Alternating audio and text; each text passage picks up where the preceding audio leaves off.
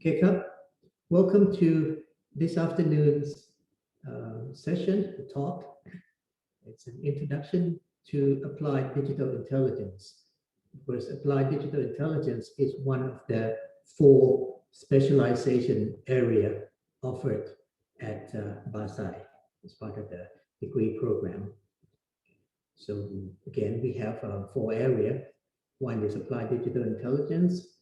One has to do with attacking or solving sustainability challenges. One has to do with the healthcare, health delivery, health science system, and one has to do with smart cities and IoT or distributed intelligence or e-government or something like that. So these are the tracks that are offered as specialization for BAScii student in year, I guess, 2, 3, and 4. Right. So today we'll talk about the applied digital intelligence track. I'm supposed to give you a little bit of background, but let me just put this slide up. It's entire from a lecture I was doing earlier last month. But basically, I have an undergraduate degree in physics and economics. It's part of what's called liberal arts education, where, like where you are now, it's a symbiosis of art and science. So it's not art or science, technical or artistic, but it's a sort of holistic education, program of education. So I had my Bachelor of Arts in double major, essentially in physics and economics. Followed that up with a master in operations research, Master of Science in Operations Research with minor in finance. Then I was on the Bank of Thailand scholarship to pursue a Ph.D. degree at Imperial College, University of London, where I got to work on problem involving what's called evolutionary optimization and financial model trading. I guess what you would be familiar today as algorithmic trading. Yeah, so basically, I evolved a population of algorithmic trader in foreign exchange market. Anyway, so since then I've been basically a career banker, working for the Bank of Thailand for good 14 years and a bit, and added to that another 6 years or so at the Siam Commercial Bank,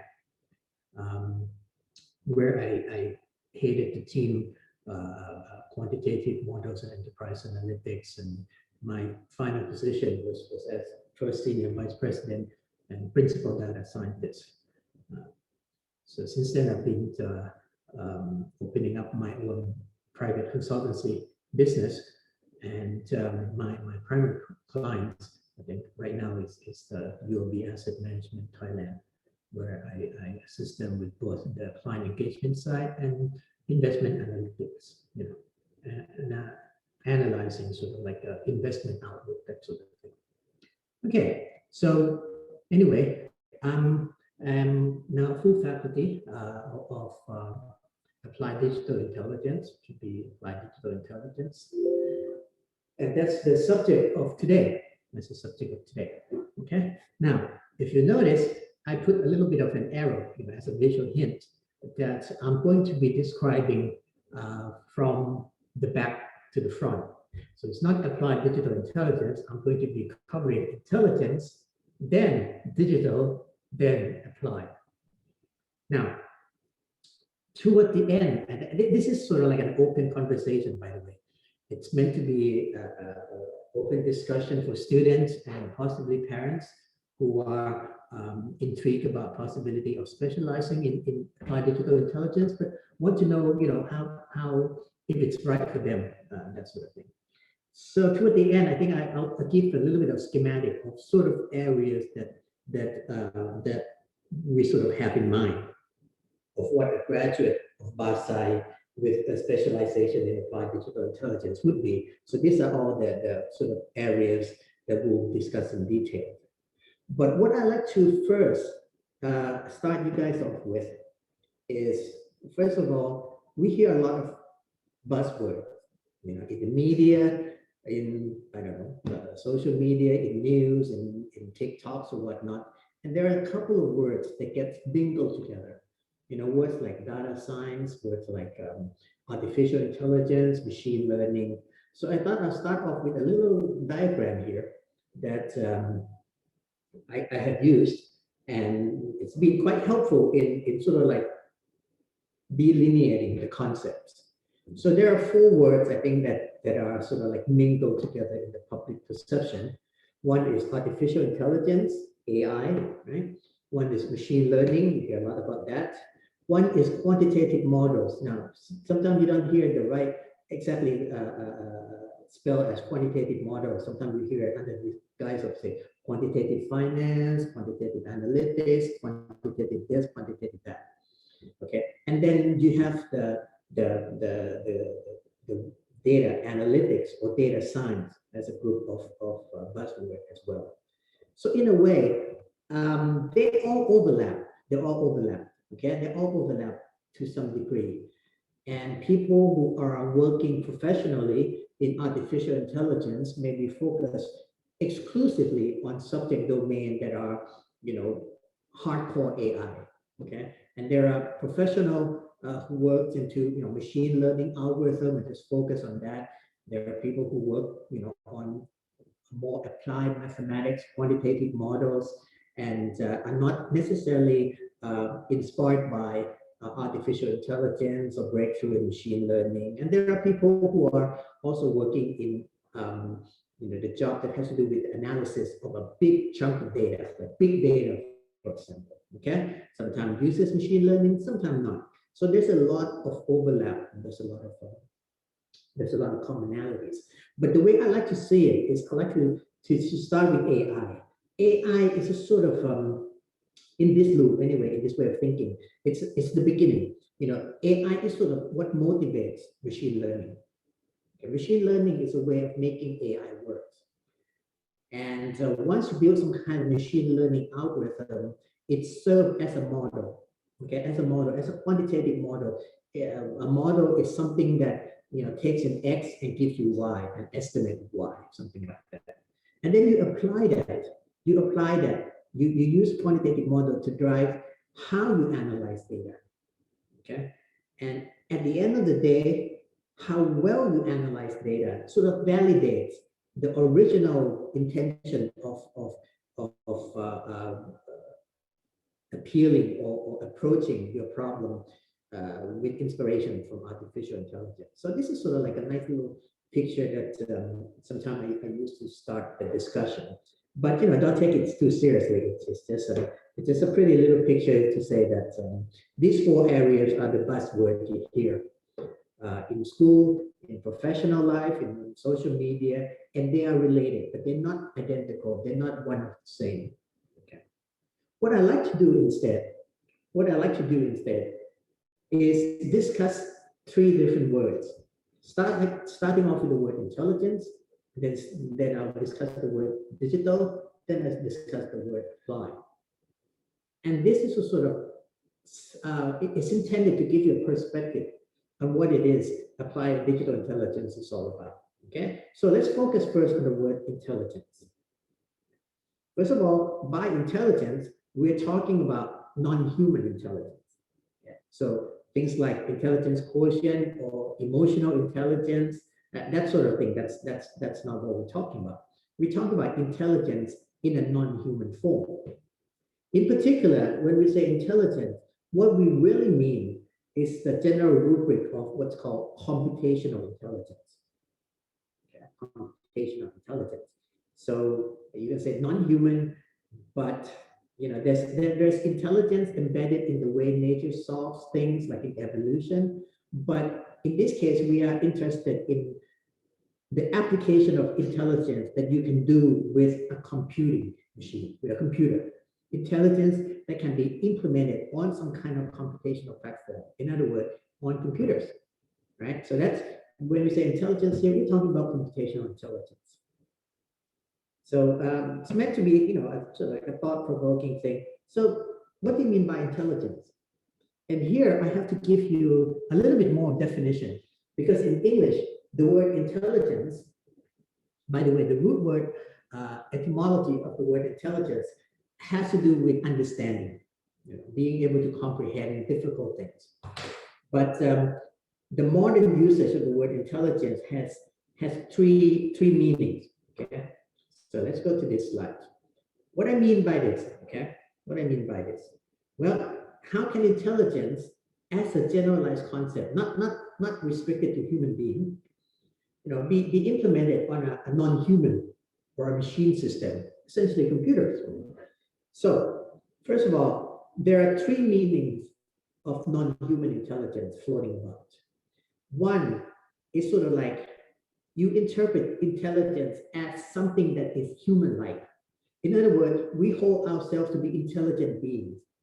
Okay, we are sentient beings. Okay, but so are monkeys. Monkeys are sentient beings. Okay, but so are slugs. Sea slugs are sentient beings. But we hold ourselves as intelligent species. So this definition of intelligence simply just means human. Anything that's human-like or capable of understanding, communicating with human. We call that intelligence. So artificial intelligence is that meaning, is that sense. It's an artificial system that somehow is intelligent in the sense of being like human, or in the sense of being able to understand or interpret human command. So that's really the first meaning of intelligence that is used in current English. The second meaning of intelligence refers not to the capability per se, it refers to information, but it has to be a very difficult to come by information, covert, clandestine information. And the origin of this usage came from military intelligence. So military intelligence, gathering information about your enemy's movement, how strong are they, what sort of tanks, what sort of ships, what sort of gunneries, what kind of airplane, what sort of war machines they bring to bear, or what they are capable of. Okay, what's their supply line? And these are not, public knowledge, right? These are hidden. Your enemies don't want you to know about them. So it's kind of like it's an information that is covert, it's clandestine. Well, the modern use of that word also appears in business intelligence. Okay, so in business intelligence, you're trying to find out, okay, in this case, not about your enemies, but your counterparty. Now, in a business setting, what are your counterparties? First of all, there's your competitor. Okay, so you want to find out information about your competitor. But so are your clients. Your clients is also your counterpart. It's also the other thing. You want to have some kind of intelligence on how your client thinks. Okay? In fact, a lot of my consultancy work has to do with this aspect. Also, intelligence about the system, about the economy, right? The industry, the trends, the regulator, the regulatory framework, all kinds of stuff. So these are things that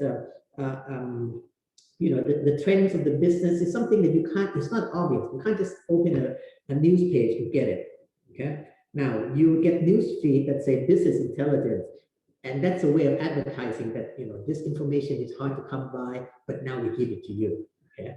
But essentially, business intelligence is, it takes some work. It takes some work to find out about your competitor, about the economy or environment you're operating in, and your clients, right?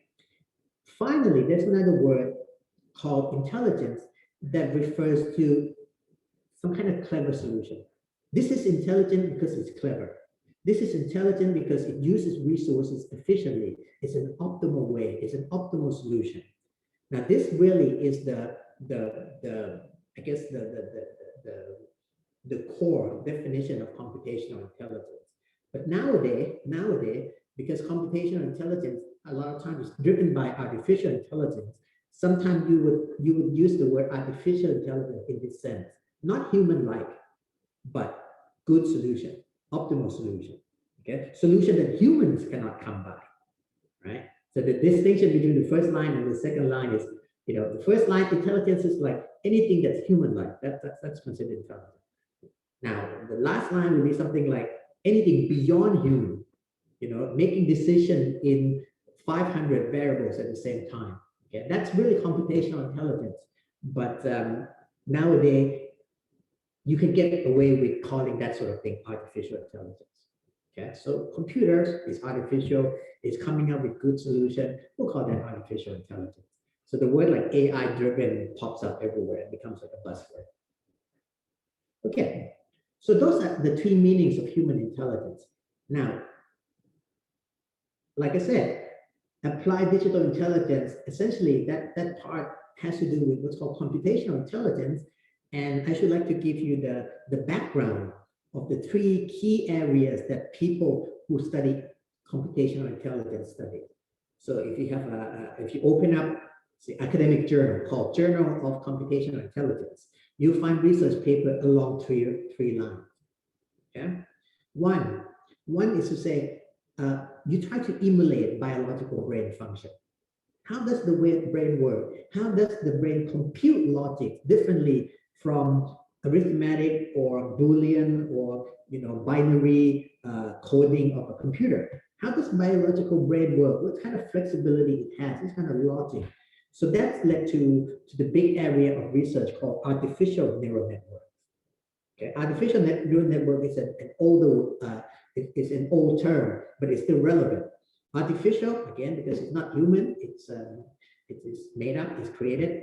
Neural network, neural means neuron, network means network of neuron. Your brain is a neural network, but your brain is a biological neural network. Okay, because your brain, if you open it up, you see this big chunk. Basically, it's just a bunch of neurons that are connected, biological neurons or nerve cells that are connected. So they try to emulate it with artificial unit of computation. So it's artificial neurons and a network of artificial neurons. So that's called artificial neural network. That's a big area of research that's been going on for since the 60s, before that even. Okay. And second area of computational intelligence means you want to find a good solution, but you don't want to do it with a well-known, say gradient descent or some kind of a calculus calculation of a fixed function. You want to say, well, in a problem that is not well defined, okay? It's not well defined, but you know how to evaluate if a solution is good. How does nature do it? Okay, nature does it, for example, by evolution. Okay, nature inspired, so nature come up with solution. How does nature come up with solution? Well, nature just tries a bunch of things, and things that don't work die out.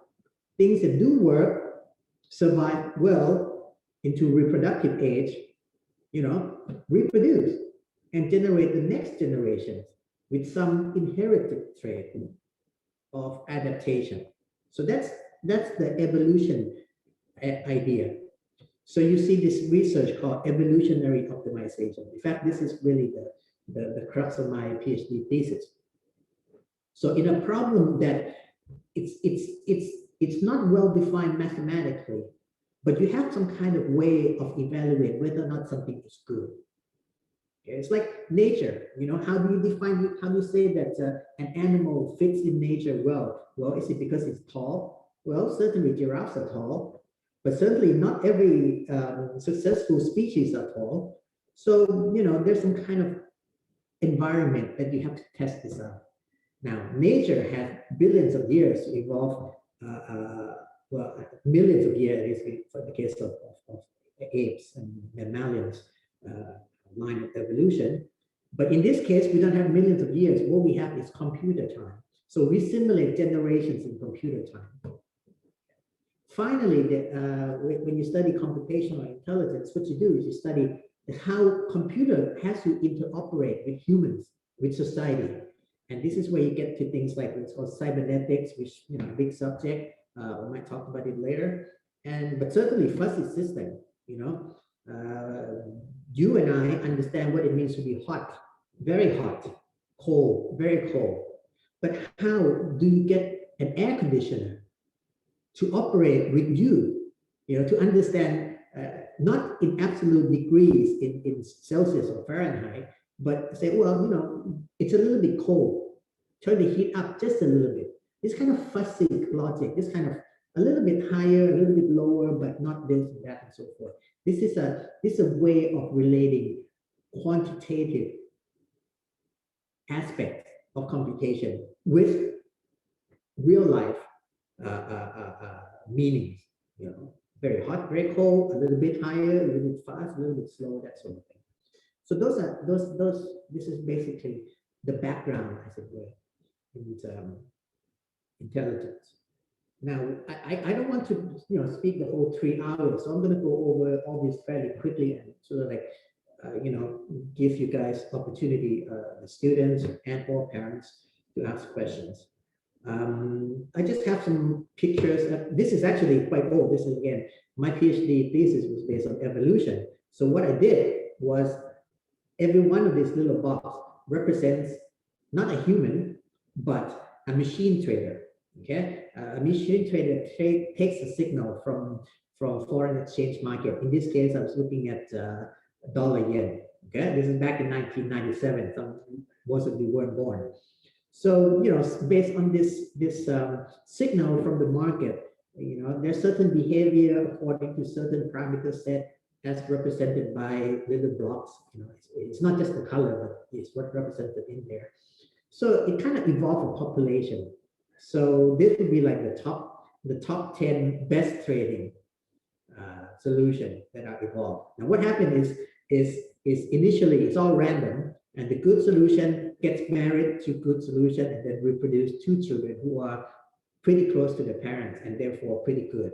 And then evolve this with a little bit of mutation, with a little bit of evolutionary selection pressure. Eventually, after so many simulated generations, now we don't have billions of years here, we have minutes or hours. Okay, so that's basically the evolutionary approach to finding the best algorithm to trade foreign exchange. And this was a very difficult problem because it was an hourly. It's not a daily trend.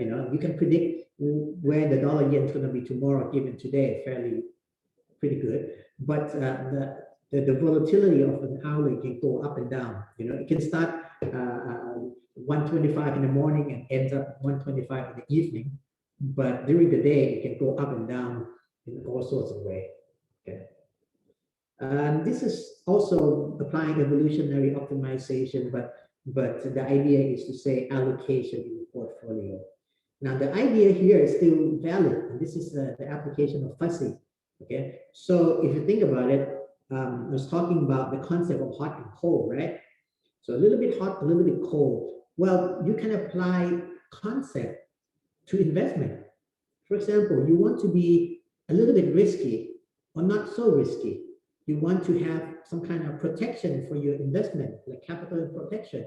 You want to have some criteria that has to do with, well, maybe you like to be in a sustainability sector because you're an investment, you are looking for responsible investment. So you would prefer to be a little bit more in, say, green energy stocks, okay?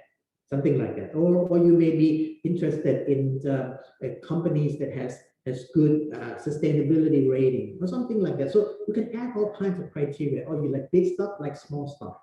Okay, but instead of just hard coding, I want so and so percentage of big stock or big tech stock. You can say a little bit of that, a little bit of this, or that, and this. There's a lot of logic. This is kind of like applying human logic.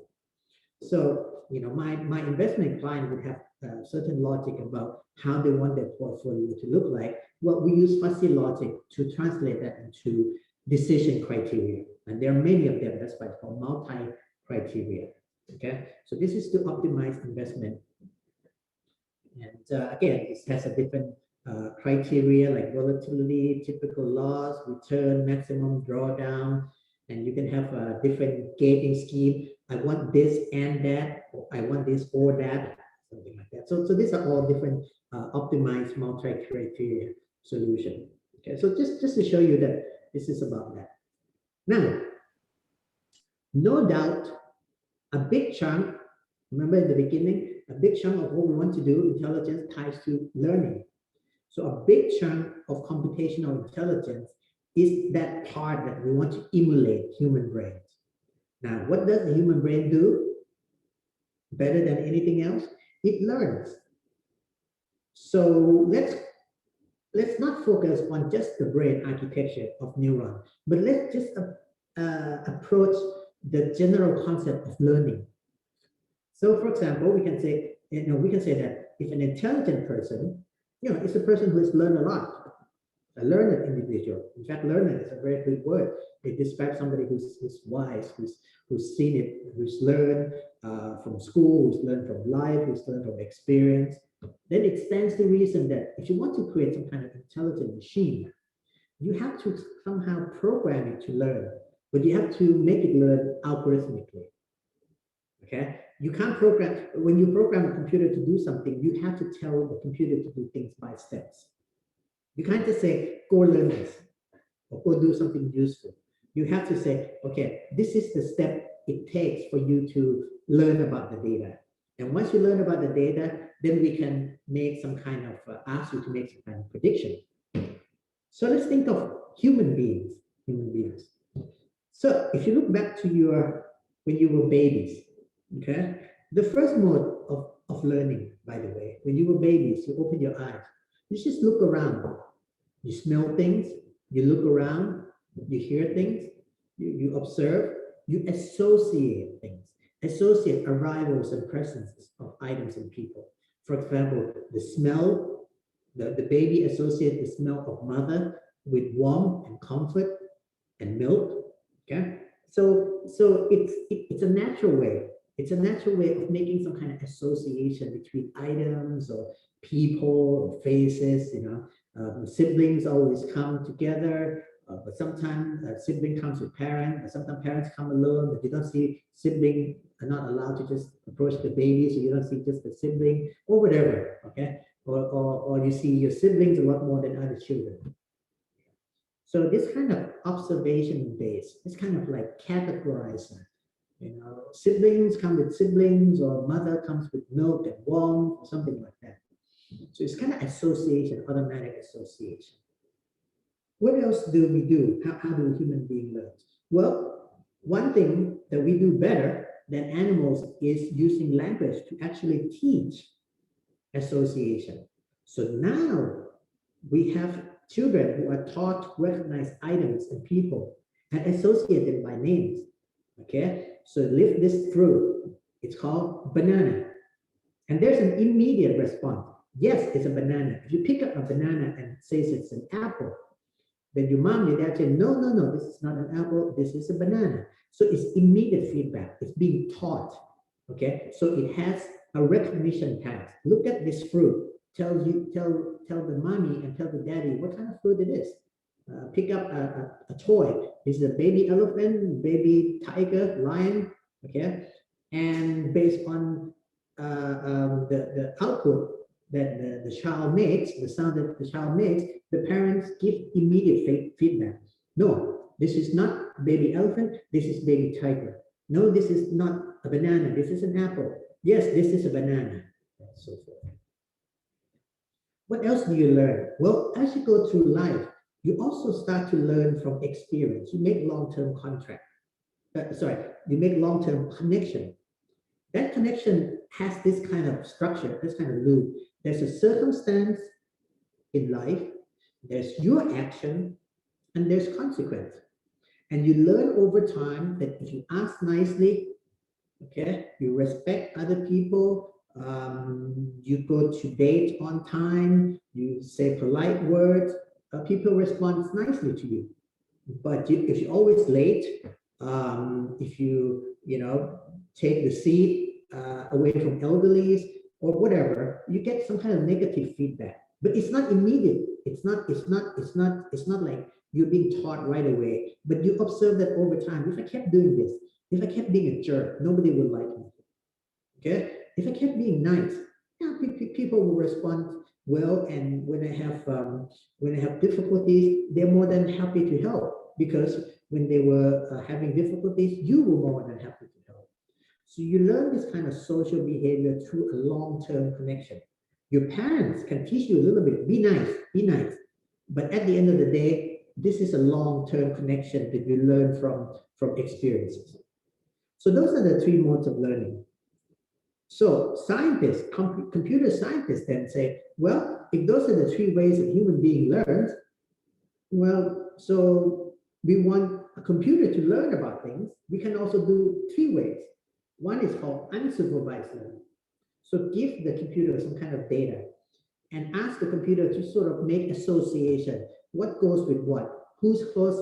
Data point number 1 is close to data point number 7, but very far from data point number 25, and but also close to data point number 30, whatever. So some kind of closeness association. Just give a general criteria of things being close together, come together, associate, far apart, and so forth. This is called unsupervised learning. The other way of learning is to give data in the form of input output. I give you a pair of X, you have to give me a Y. And if you give me the right Y, I say good. If you give me the wrong Y, I say bad. So this is called supervised learning. So it's like children picking up fruit and rightly or wrongly calling it bananas as opposed to apples. And then there's this thing called reinforcement learning. So in this case, you don't so much learn from data set, you learn from simulated environment and response function. And you may have heard that AI has been able to achieve this feat that we thought was impossible 10 years ago, which is to beat a human world champion, not merely world champion or top tier world recognized GOAT player. Okay, this is something that computer learns by watching a lot of games and observing, and so it's kind of simulated environment. Okay, so those are the three ways that machines learn. And so likewise, if you are into the data applied digital intelligence, and on the intelligence or the methodology part, the part that has to do with machine learning, you'll be learning different techniques, different tools, different models, but they will almost all of them will fall into one of these categories. Okay, it would be a supervised learning model, unsupervised learning, or reinforcement learning model. In practical usage, supervised learning seems to be the most ubiquitous. You see that all the time. But it doesn't mean that unsupervised learning isn't used. Sometimes unsupervised learning is used to some kind of pre-process. So it's kind of like aiding how supervised learning works. So categorizing things into class first and then doing the supervised learning later. Reinforcement learning, you see not so much in data analysis, but you see things like self-driving vehicle that will be based on for example reinforcement learning. Okay, so those are the three modes of learning that no matter which year and no matter what technique you study under the applied digital intelligence tracks, the model will come in one of these flavors. That's what I say.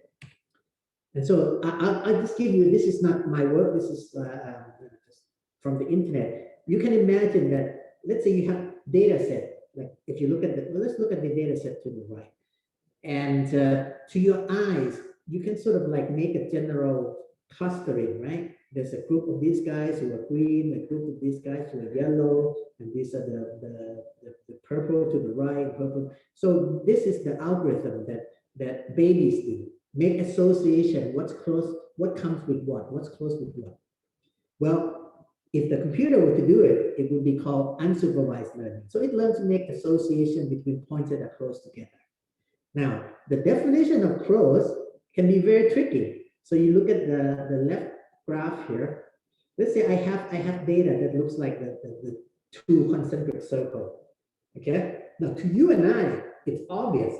It's obvious, right? That there's the inner circle, there's an outer circle. But to a computer, it doesn't know, right? So it makes some kind of criteria. For example, left versus right, top versus bottom, and so forth. So again, babies also make association. There's no right and wrong way. There's no right and wrong way. I don't know if I can't recall where I read this, but one of the definitions of a human being's intelligence, human intelligence, is to be able to associate items, likes with likes, right? Likes with likes. And we think that, yeah, that's the definition of likes with likes. And so we tried this definition with, I think, a rural people, farmers in Africa. And they came up with totally different association scheme. And we think that that means, to us, it doesn't look intelligent, but it is to them. For example, we would group seeds with seeds, and then plow and hoe and digger and axe and hammers as tools, right? So that's an intelligent way we think of associating. So we say tools are tools, seeds are seeds, or plants are plants. But it turns out that their definition of intelligence is different, because they would group tools, particular tools that are used with particular set of seeds together, because that's how they organize their lives. In the summer, they plant this type of seed, use this type of tools, so they go together. In the winter or in the rainy season, they use different seeds, different plants with different utensils, with different tools, with different farm implements. So they group them together. So it's not tool versus seed, but it is tools and seed used in the summer versus tools and seed used in the winter. Okay, so likewise, there are different way of making association. And this just some picture I gave you this, so maybe you can look at the YouTube in your free time. And this is what a typical neural network looks like. Now, like I told you, a brain is a network of biological neurons. ANN, artificial neural network, is a network of artificial neurons, except it tends to have more rigid structure. Like, you organize these little circles represent neurons, all these circles represent individual neurons, and they kind of like exist in layers. Okay, and in fact, this architecture may be called multi-layer perceptron. Okay? So many layers, and each neuron, each artificial neuron is called perceptron. So that's what we have now. The state of the art for visual recognition is called convolutional neural network, and that's over here. Convolutional neural network, again. Let me go back a few slides. Emulate biological brain function. You would think that that means human brains, right? Well, it turns out the algorithm that's in your iPhone that allows you to recognize people's faces and say, this is you, this is not you, and tag your face, your friend on a social network, and recognize, search over the database a picture and say, oh, is this your friend? Is this you? Is that who you are? It's based on what's called convolutional neural network. And convolutional neural network took inspiration not from human brain, but from cat's brain. So there's some early research in 1958, I think, that has to do with different type of neurons in a cat's brain. So they mimic that, they emulate that with computer units that sort of like replicates or emulates the logic of a cat's neurons.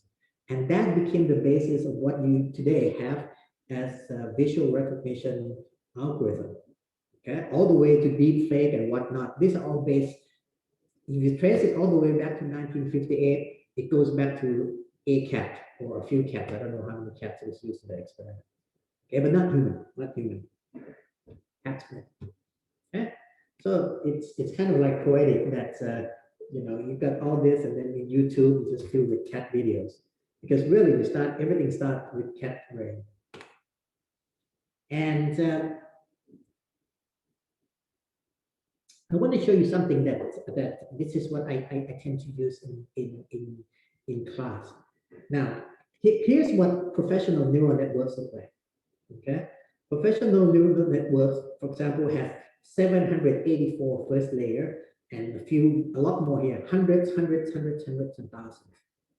But you can't really get intuition of how it works. So the way I like to teach is to show you under the hood the logic of how cat's brain as emulated on a computer works.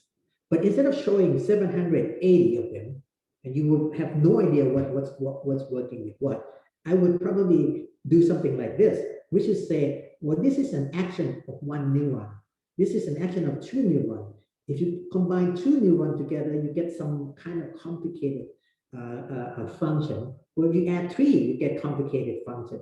So you can imagine if you add hundreds and thousands. So the intuition would be in a very low dimension. And this is the style of teaching that I found very useful for teaching frontier or high technology, is to teach something that's intuitively easy to understand and visualize, but do it in low dimension, in the dimension that they can visualize. Once they have understanding of all this, and this, by the way, this is called interactive application using mathematics. So you can, this is a screenshot, so you can't do anything here, but in application, you can play with this until you get an intuition of how it works. Why does the neuron have this kind of function, this kind of behavior? Once you do that, then all I ask you to say, take a leap of faith. Whatever you think you have the understanding in two dimensions, imagine the computer is doing that, except they're doing it in thousands of dimensions. Okay? So you have good intuition, but based on very low dimension analogy, for example. And this is another, this is actually a playground, I think, by the Google team that similar kind of thing, except instead of two, they allow various number. So again, you're trying to separate blue from orange. Initially, you can't separate them, right? So once the neural network, so imagine that you have 4 cats neuron, 6, 1, 2, 3, 4, 5, 6. Okay, so you have 6 neuron here, not even cat's neuron, just very simple frog neuron. With 6 neurons that a frog might have, you can certainly distinguish the circle area in the middle from this. So that's relatively easy, right? The middle from the not in the middle. But what about this? Okay, so this is a little bit harder. So I want to distinguish, again, the reason that the computer knows how to do this is because we keep telling the computer that, yes, this is blue. No, this is not blue. This is orange. Okay? Yes, this is orange. No, it's not blue. So the computer will try to guess an answer, and we will teach it. So it's called supervised learning for a reason. Eventually, it learns to distinguish the orange from the blue. Okay? And this use, by the way, this use a bit more pre-processing power called functional links. Functional links are really pioneered by my professor, not my PhD supervisor, but my professor during my master, last year of my master class. Professor Johan Powell, is a pioneer of functional link. Basically, it adds complexity. And then, now in application, what you want to do is, this is a little bit abstract, right? Separating blue from orange, orange from blue. But in real life, it's going to look something like this, right? You have to say something, you have to make a call. And this is a funny picture that I found on the internet. I thought it's quite good. You have true positive, meaning the person is pregnant and you say that she's pregnant. You have false positive, meaning the person is not pregnant, but you say that this person is pregnant. Obviously, a guy cannot be pregnant. And you have a true negative, so not pregnant, and the doctor says not pregnant. And then false negative, the person is clearly pregnant, but the doctor, in this case, the neural network, say, no, you're not pregnant. Okay, so those are the true, false, false, and these are the power of your model. And that's what machine learning is. Okay, the end product is a prediction. The process is to train with lots of data so it makes good prediction. How do we tell if the computer is making good prediction? If it's making a lot of true, false, false, as opposed to false, true, false. Okay, so this is sort of like what's called intuition matrix. So that's the sort of thing that you would learn in the machine learning, which is, again, you might see machine learning in, for example, next semester I'm teaching data analytics. A big chunk of that is machine learning. Okay? But you can also have machine learning class as a separate. This I'm not going to go over. Basically, this is like iteration. As an algorithm progress, you minimize the error. You minimize error. But if you minimize error up to a point, you might do this. These are two different data sets. Okay, the computer is going to make the error, the judgment call more correct, more and more correct. Unfortunately, it's only relevant to that data set. For another data set, it's actually worse. So it's better to use the model up here. So this is called early stopping. It has to do with how well your model generalizes. Okay. This I just want to show you. Okay. Just like I use Mathematica here to show the intuition in a low dimension. I also use Mathematica's default function to help you build machine learning. So in Mathematica, it's a very high level. It's saying, I want a model. Okay, say, for example, this is a data set. This is a shirt, this is a handbag, this is a dress, this is pants, and then you have different classification. So that's your data. Okay, so this is X, Y, X, Y, X, Y, X, Y, X, Y. So you give it a lot of X, Y pair, and then you just say, please classify this data set. Okay, now there are many different techniques. Some is called neural network. We mentioned that because that's inspired from the work of a human biological neural network.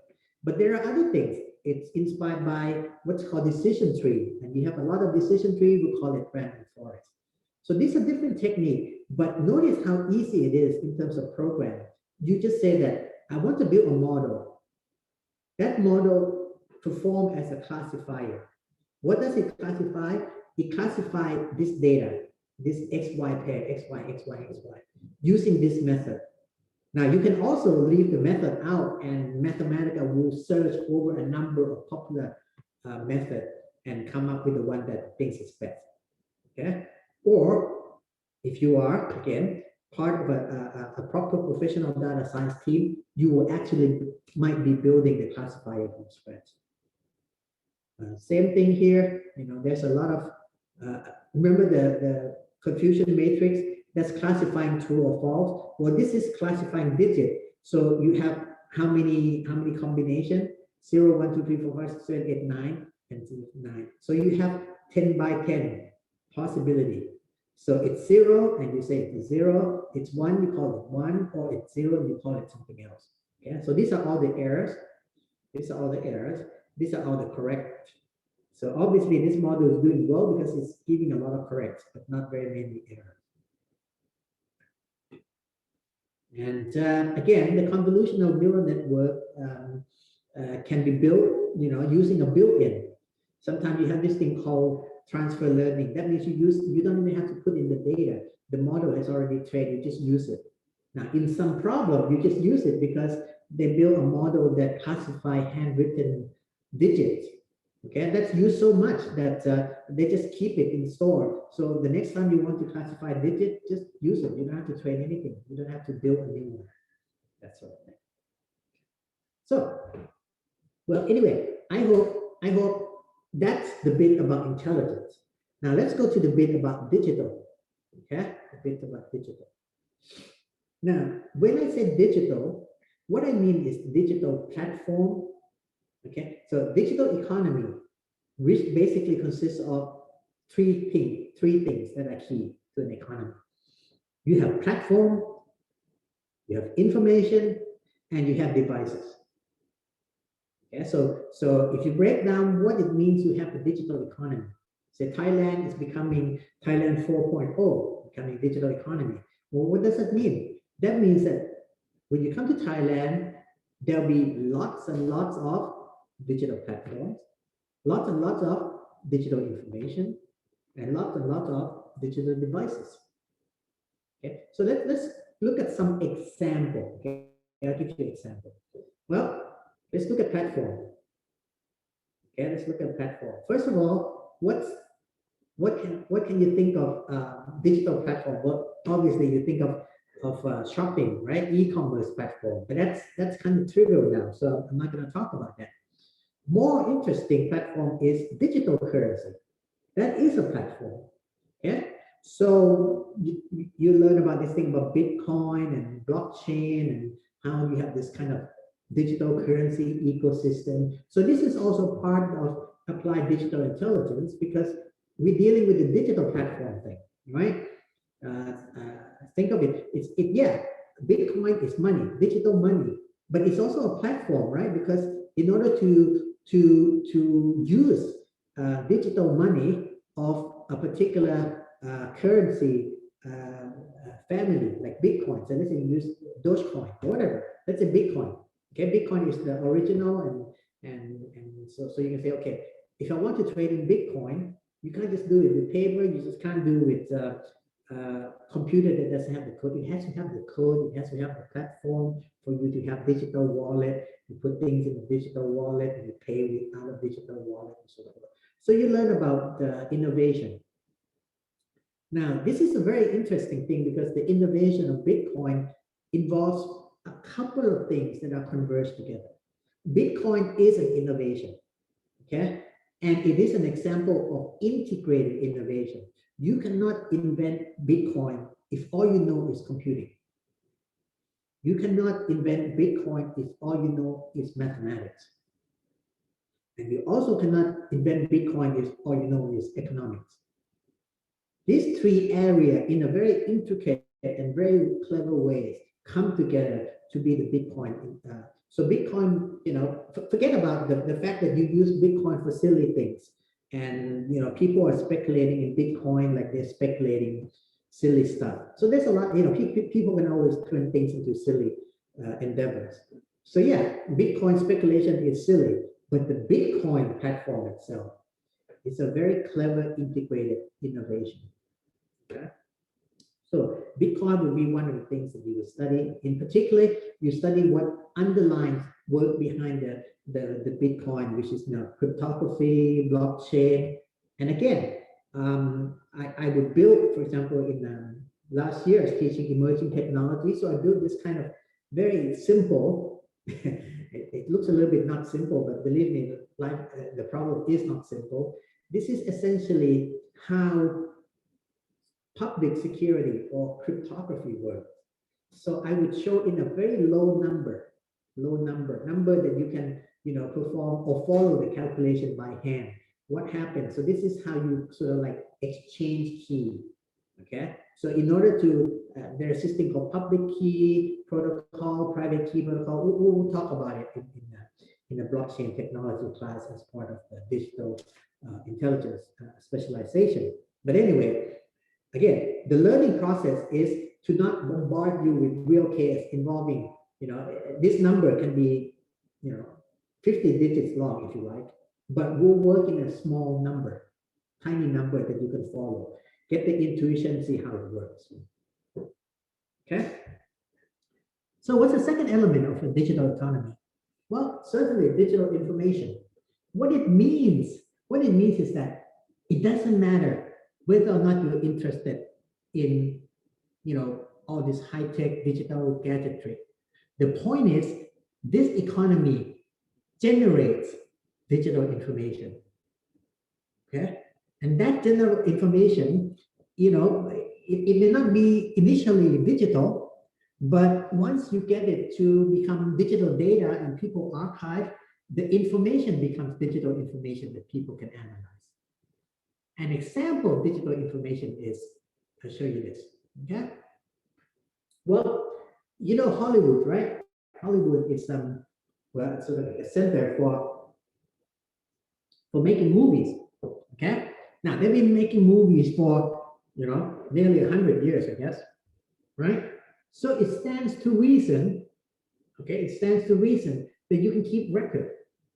Now let's look at this kind of record.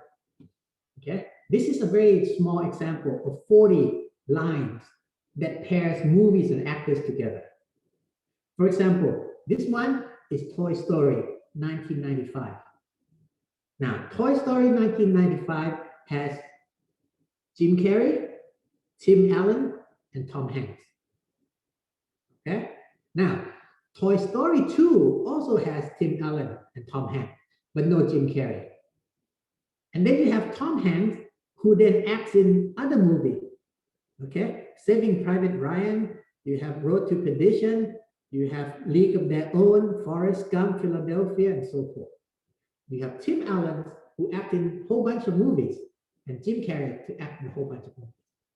Again, these guys were actors making movies, but the information, once it gets digitized, it becomes digital information that people can analyze. So I can, instead of plotting like this, I can put sort of like actors on one side, movies on the other. Now, so this is a small example. Let's see, it gets bigger.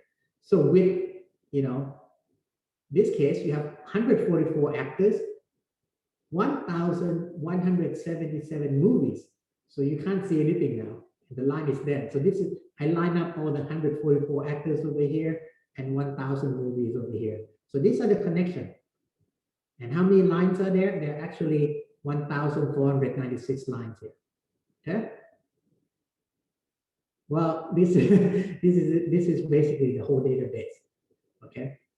Now, all this is nice, but again, you can only analyze or look at things from a small dimension, right? Right? In a big dimension, once you become the data, how can you analyze it? And this is where analytics come into play. You want to say, wait a minute, look at this.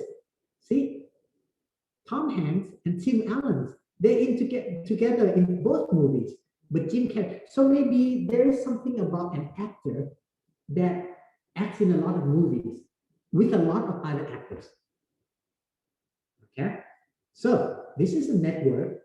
The connection is the movie that they share, that they co-star. So if I don't focus on the Toy Story or the movies, I focus on the connection between actor and actor. Have they appeared to be in the same movies? Okay, so if actor A has been in the same movie as actor B, then they have immediate connection.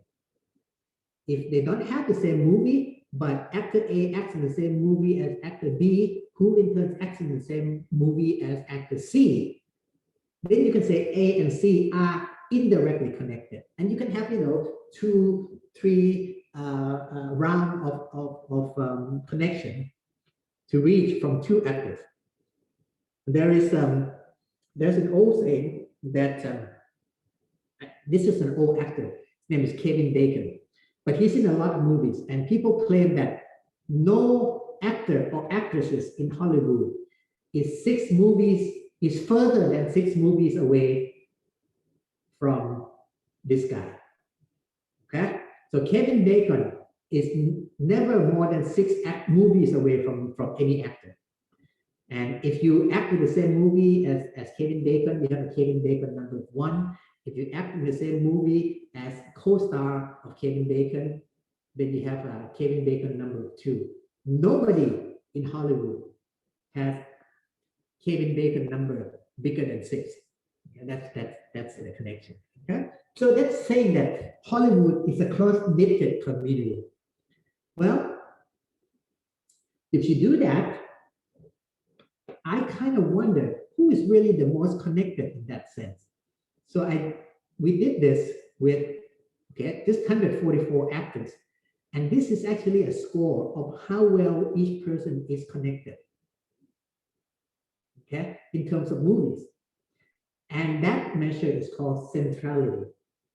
Now, this centrality was a measure that I introduced to the Bank of Thailand, I think in 2006 or 2008. This was way back when, before social network became a thing. 5 or 10 years later, so I proposed it as a way of studying connection between commercial banks. But 5 or 6 years later, this thing about social network exploded. So you have this thing called centrality. So if you have a network of friends that are connected, who is really connected to everyone? Who is the it girl? Who is the gossip central of this social network? That person would have the highest centrality estimate. Okay? Now there are many ways of calculating This way is called eigenvector centrality. And I don't know if you want to know who has the highest connectivity amongst 144 top movie actors. Okay, if you want, you can ask me and I can tell you, or you can squint really close and see who it is. Okay. Now, what else about economy? Well, Thailand 4.0 digital economy is well stocked with digital platform, commerce, digital currency, okay, maybe digital voting, all kind of stuff, information, and finally devices. And this will get to such area as, for example, IoT, Internet of Things. So, but IoT is a class of digital device. Okay, there are embedded system, there are embedded device, there are IoT devices, there are dumb devices, there are smart devices, there are devices that talk back to you but doesn't remember a thing, and there are devices that not only talk back to you but remember things.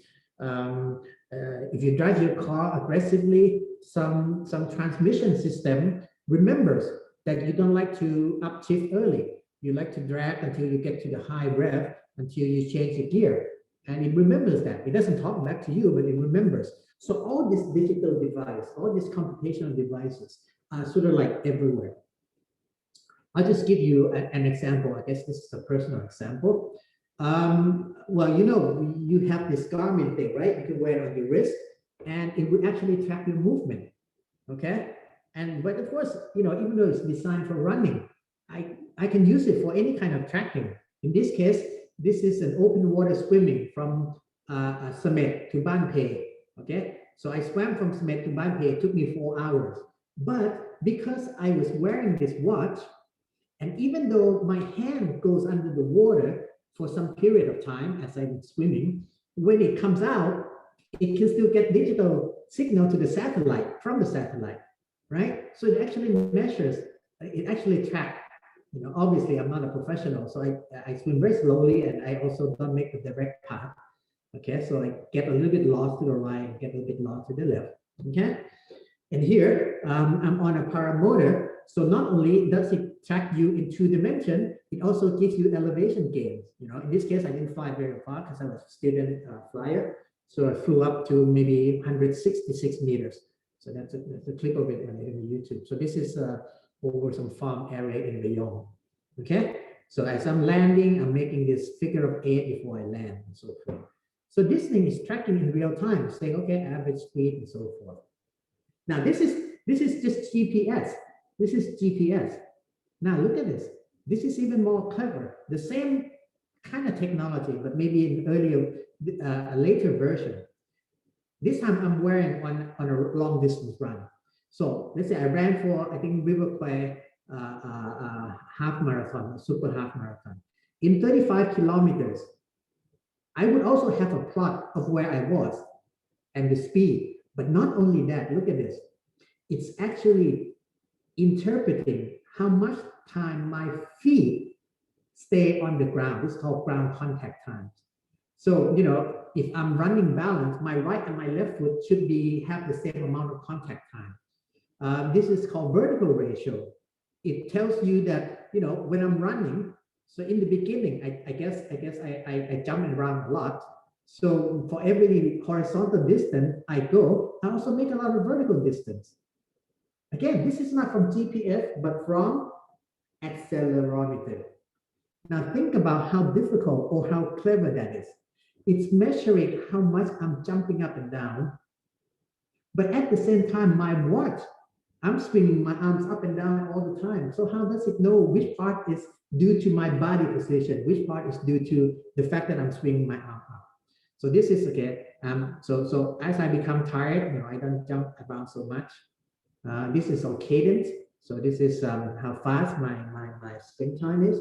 So that was a long time ago. And this is a relatively recent thing. This is a ring that I put on my mom when she went to sleep, and it measures her oxygen level, okay, the pulse rate and motion as she slept overnight, okay, in real time. But it was like, this was recorded. So all this is recorded. So the Internet of Things are getting very, very personal. Okay, so all the innovation. So you can imagine, right? The core technology has to do with this. Okay, there's two things. One, GPS. Two, accelerometer. Maybe three, oxygen sensor. Now, based on this, maybe the innovation has to do with how to optimize the sleeping cycle for an elderly patient or someone with sleep apnea. Okay, so the core technology is already here, but if you add this to physiological knowledge about sleep cycle, knowledge about what happened to aging population, they sleep less, but maybe they don't have as deep a sleep and therefore they get tired. So you can optimize it or kind of diagnose using this. So diagnostic, treatment, all kind of innovation in medical health science can come in from this. Okay, but again, this is based on digital devices. If you don't have this, then all bets are off. It's all guesswork. Okay, so you can have oxygen sensor that you stick in the person's fingers and just read it periodically. But this is in real time. This is like a ring. You wear it to sleep. Okay. Now, finally, let's go to the last thing, which is applied. Okay. So what do I mean by applied? Well, what do I mean? I mean, you use the technology that's, based on the fact that you have digital economy, so you generate digital information, you have digital devices, right? And you engineer some kind of digital platform for interaction and commerce, right? And all that generates lots of data to be analyzed. And you can analyze it intelligently with machine learning and whatnot. But what do you apply it to?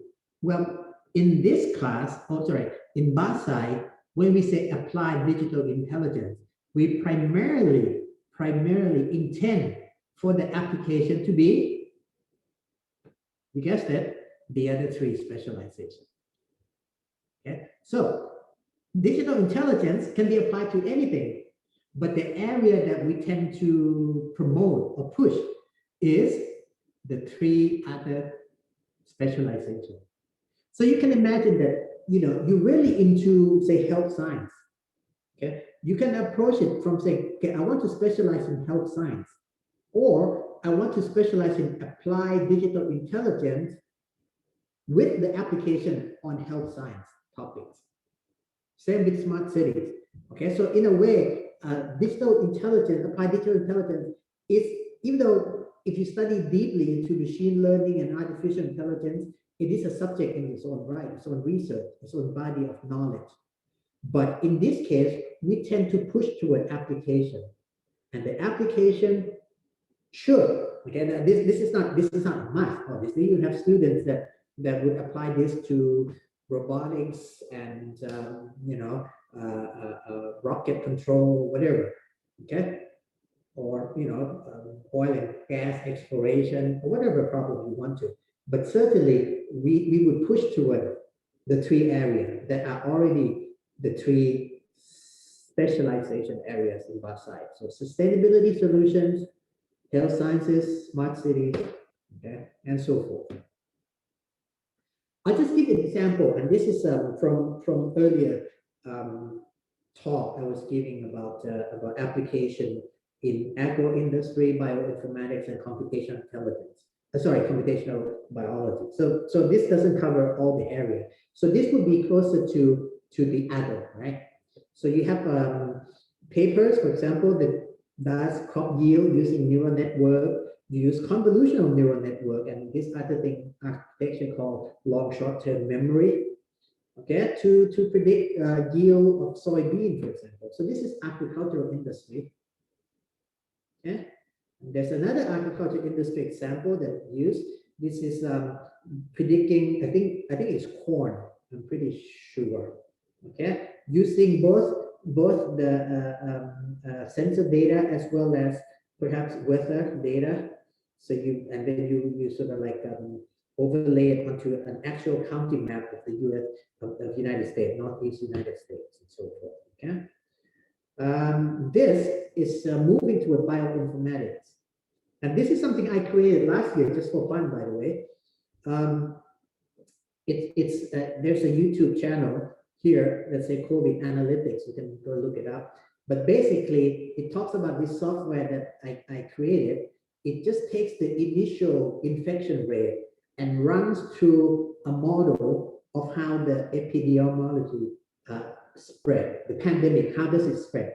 Now, this model is based on what's called partial differential equation, and it's based on a single initialization. In other words, it only works for one wave. If you have second wave, you have to reboot the system, okay?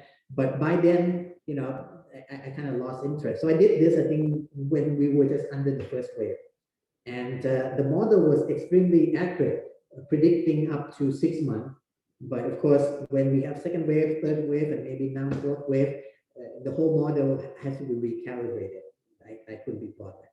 Okay, but this is again using Mathematica with a few lines, no, maybe not a few lines, but quite a good chunk of codes, but not too many. It's doable by students. You can predict COVID spread. Okay, and if you're interested, you can go to the YouTube and find the English and Thai explanation of how it works and how to calibrate the model. So this is called bioinformatics. So this would be very much for people who are either specializing in the health science and looking to apply, say, analytics, or people who want to study applied digital intelligence with particular focus on on health science application.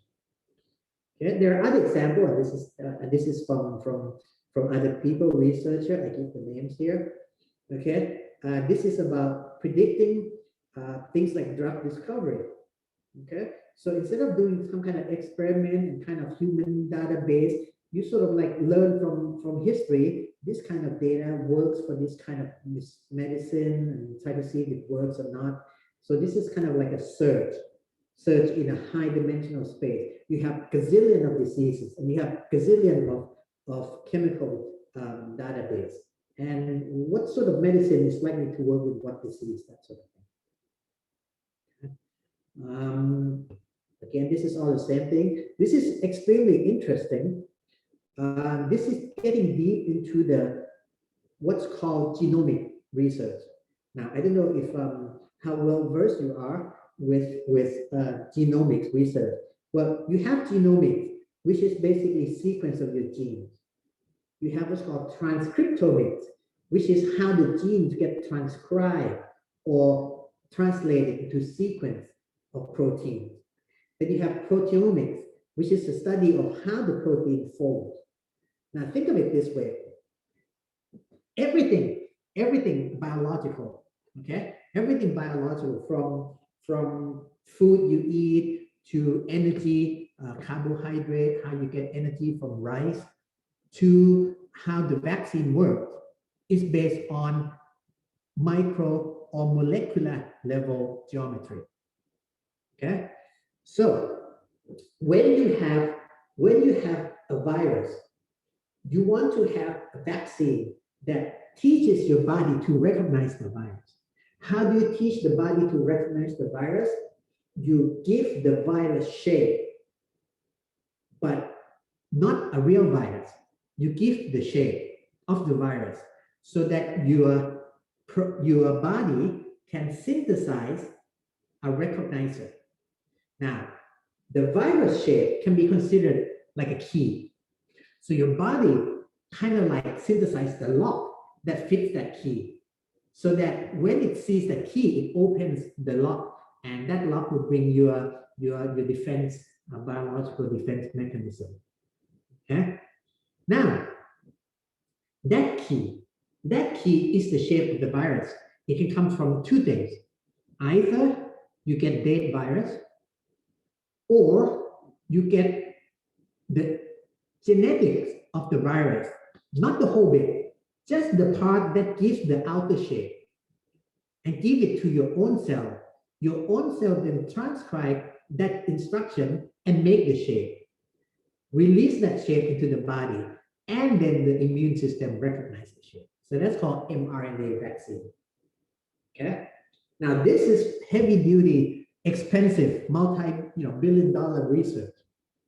Okay, but guess what? Guess what? Now we're at the point. Okay, let me show you. Let me draw your attention to this. Okay, this is the difficult problem. A string of protein, you can think of it as string of beads. Okay, that's made of magnets or something of various degree and sizes, or stretching rubber band or something. Okay, so just because you have the series of beads, okay, they don't have the same amount or uniform amount of attraction, like magnetic attraction or elasticity. So if you stretch it out and you release both ends, it's going to coil up. How it coils up depends on relative strength of attraction, like magnetic. So this thing is strongly attracted to this. So it coils up here. Okay. Whereas this thing and this thing, don't coil back so much and so forth. So predicting this is extremely difficult. Okay. Extremely difficult. It turns out if you have enough example of different combination of strings and how it coils up, you can give it as X, Y. This series give this shape, this series give this shape, this series give this shape, this series give this shape, and basically do this.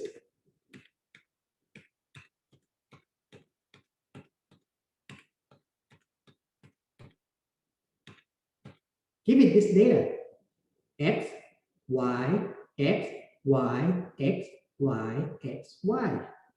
Okay, except instead of this being a bag, a picture of a bag and number 8 for the classification of the clothing item, it would be the strings of protein and the shape that it takes on.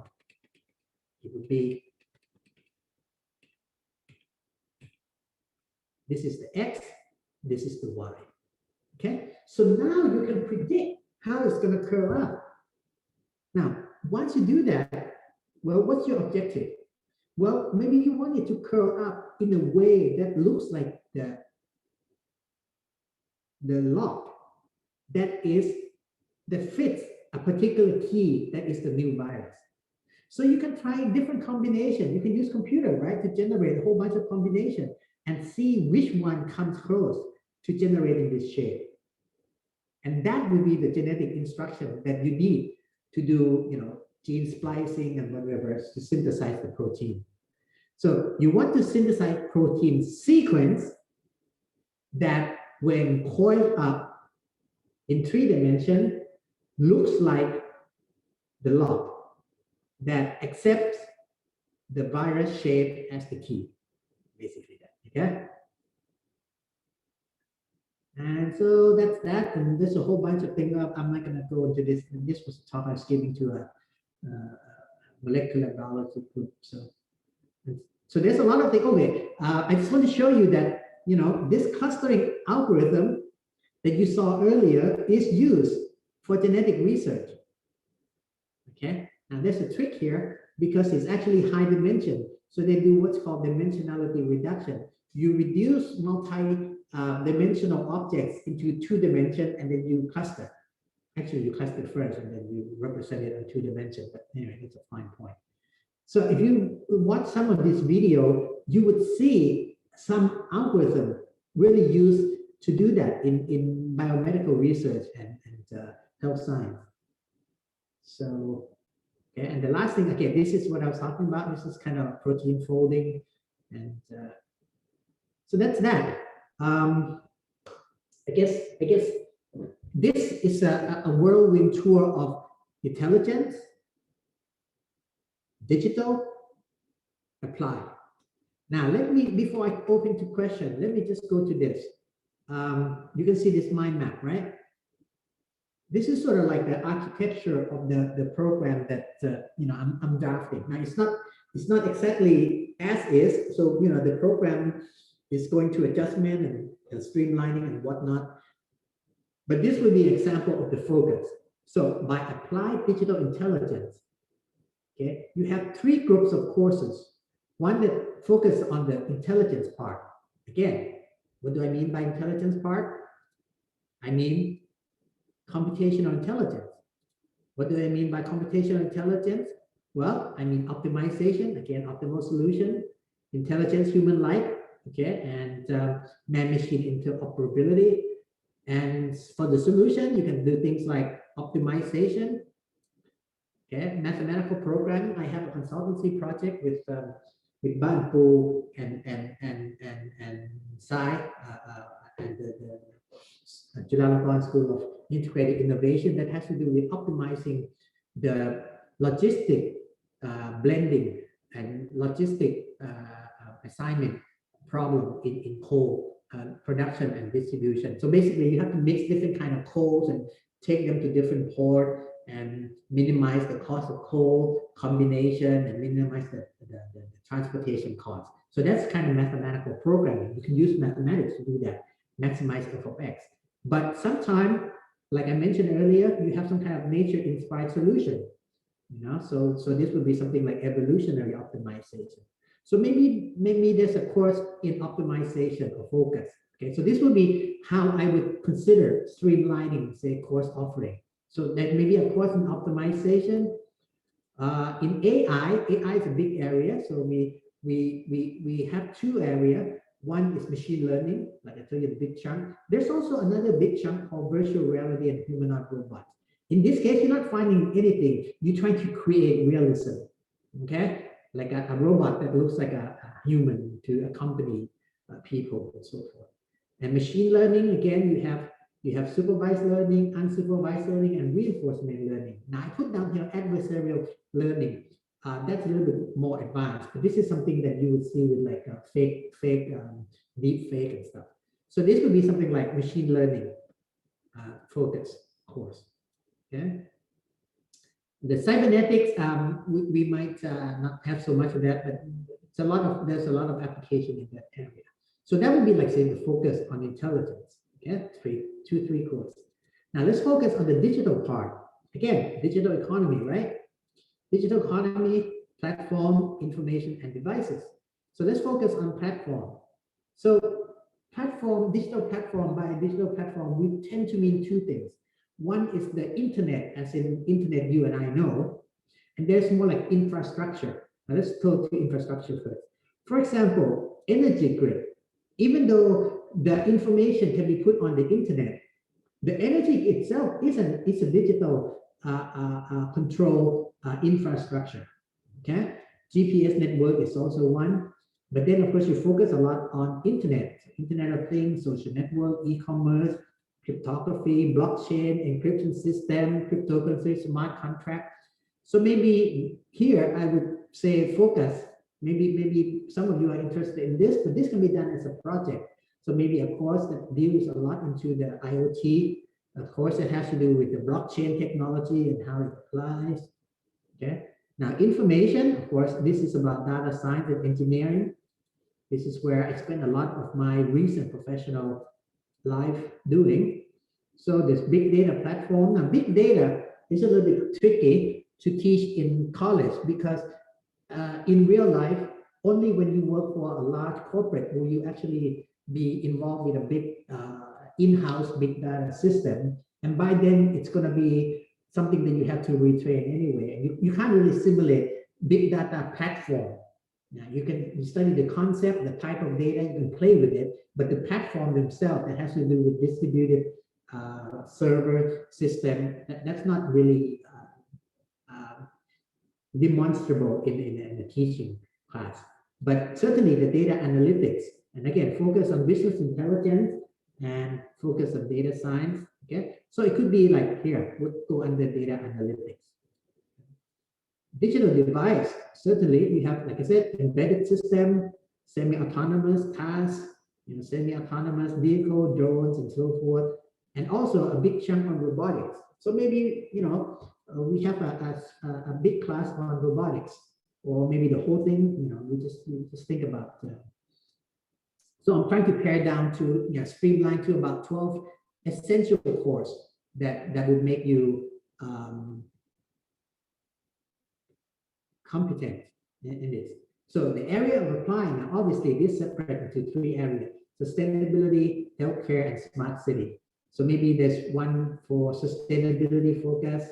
Again, this is not including the senior project and whatnot. That falls under the sort of like project practicum. Healthcare, maybe we spread it into two things. One is healthcare as in the system, healthcare informatics, for healthcare delivery. One is to dig deep, like what I show you, bioinformatics and computational biology. Okay, and maybe there's a course here. So these are sort of like, this is how I envision that. If you have a minimum of, let's say, 1, 2, 3, 4, yeah, how many courses? 12 courses for concentration in applied digital intelligence. I would split them sort of like a third, maybe a little bit more on the applied side. So that would be the focus. Okay, so let me stop share right now and really open up the floor to any questions if you have or may not have. Again, I don't intend to use the whole 3 hours. I think this is plenty as an introduction to the track. And you guys can have questions or bring up areas and that are of interest, and I'll try to map that onto the structure. So okay, anybody? No? Okay. โอเคครับงั้นเดี๋ยวก็จบแต่เท่านี้แล้วกัน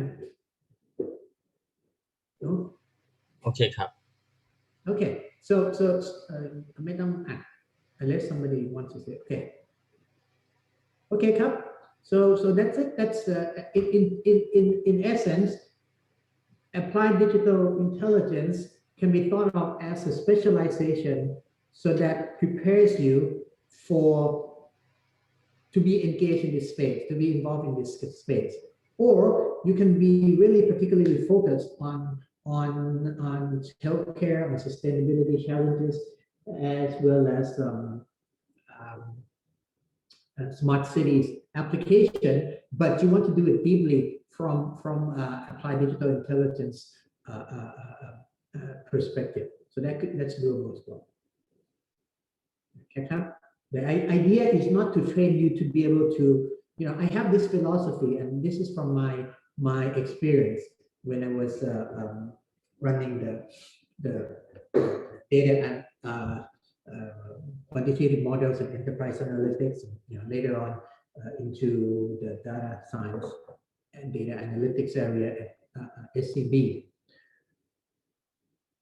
We employ both type of students who came from, say, quote unquote data science curriculum, who are very good at working, say, machine learning model from day one, but because they don't have inquisitive mind, they just stay programmer or junior data scientist for forever, I guess. Okay. On the other hand, there are students who may not have the technical capability of creating or running data science experiment, machine learning model from day one, but they have strong fundamental understanding of applied mathematics. They have good understanding of maybe logic. Okay, they study philosophy, they study logic, they study humanities, they understand the pain points of society and so forth, and they are inquisitive. And these people, even though they may not be able to create an application on day one, they kept growing and they learn the technique over time. And in 2-3 years, they become very, very powerful or very capable key person, person who can bring changes. So I think a lot of you have this understanding that education is about training you for the job market. That, to an extent, is true. It has been like that for 200-300 years. Because if you think of a factory that employs worker, we want an educated workforce who comes and work and can work right away from day one until the day they die. But as the environment changes so rapidly, there's a lot of disruptive technologies. Employers I'm not looking for someone who has practical training so they can work on day one. But we're looking for someone who has fundamental understanding of how math work, how computing work, how logic work, so that they can evolve with the technology. Okay, so they don't become outdated. So my philosophy is I don't want BAScii students to be ready to work on day one and outdated in 2 years. Maybe BAScii students may not be ready to work on day one. Maybe it takes them 3 months, 6 months to start producing something. But once they pick up on the subject, they have the intellectual acumen to develop and grow so that they don't become outdated as technology progresses and disrupts. So in 10 years' time, these become the innovators, okay? The transformer, people who bring transformative changes to organization, as opposed to business as usual work there. So I hope you would be that. I hope you'll be that. After 4 years, you want to, be well taught in certain technique and quote unquote be practical, but they never grow. But I want you to start growing now and keep growing and be a lifelong learning and keep reinventing yourself. So some of the things that you will need to have is to equip yourself with fundamental knowledge, theoretical knowledge. I'll leave you with the last comment, which is a phrase by American educator, psychologist. That there's nothing more useful than a good theory. Okay, because if you are good at practicing something, you're just good at that. But if you have that theoretical understanding, you can keep adapting. You can generalize. So there's nothing in life more practical than a good theory. So I leave you with that, and I think we can conclude the session. I think it's good times about. I think that's about how much time I think we should plan on spending. So again, are you more than happy? I'm more than happy to take any question here or after with line groups or whatever channels we have. But other than that, let's finish this session today. Okay,